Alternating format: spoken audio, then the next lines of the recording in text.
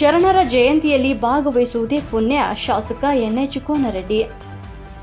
ಶರಣರನ್ನ ನಾವು ನೋಡಿಲ್ಲ, ಆದರೆ ಅವರ ಜಯಂತಿಯಲ್ಲಿ ಭಾಗವಹಿಸುವುದೇ ನಮ್ಮದೊಂದು ಪುಣ್ಯವಾಕ್ಯ.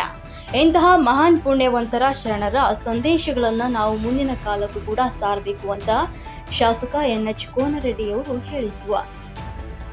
ನಗರದ ಆಲೂರು ವೆಂಕಟರಾವ್ ಭವನದಲ್ಲಿ ಜಿಲ್ಲಾಡಳಿತ, ಜಿಲ್ಲಾ ಪಂಚಾಯಿತಿ ಹಾಗೂ ಕನ್ನಡ ಮತ್ತು ಸಂಸ್ಕೃತಿ ಇಲಾಖೆಯ ಸಹಯೋಗದಲ್ಲಿ ಆಯೋಜಿಸಿದಂತ ಕಾಯಕ ಶರಣರ ಜಯಂತಿ ಕಾರ್ಯಕ್ರಮವನ್ನು ಉದ್ಘಾಟಿಸಿದ ಬಳಿಕ ಮಾತನಾಡಿದ ಅವರು, ಆಗಿನ ದಿನಗಳಲ್ಲಿ ಒಂದೇ ಮನೆಯ ಅಣ್ಣ ತಮ್ಮಂದಿರ ಹಾಗೆ ಸಹಬಾಳ್ವೆಯಿಂದ ಜೀವನವನ್ನ ನಡೆಸ್ತಾ ಇದ್ದೆವು.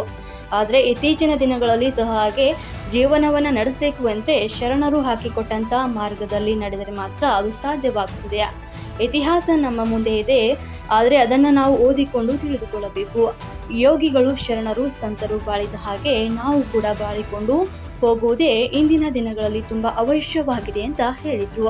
ಹುಬ್ಬಳ್ಳಿ ಧಾರವಾಡ ನಗರಾಭಿವೃದ್ಧಿ ಪ್ರಾಧಿಕಾರ ಅಧ್ಯಕ್ಷ ಶಾಕೀರ್ ಸನದಿ ಮಾತನಾಡಿ, ಪರಿಪೂರ್ಣವಾಗಿ ಶರಣರ ಅಧ್ಯಯನವನ್ನ ಮಾಡಬೇಕು ಹಾಗೂ ಅರ್ಥ ಮಾಡಿಕೊಂಡು ಅವರ ತತ್ವಗಳನ್ನ ಜೀವನದಲ್ಲಿ ಅಳವಡಿಸಿಕೊಳ್ಳಬೇಕು. ಪುಸ್ತಕದ ಜೊತೆಗೆ ಗೆಳೆತನ ಮಾಡಬೇಕು.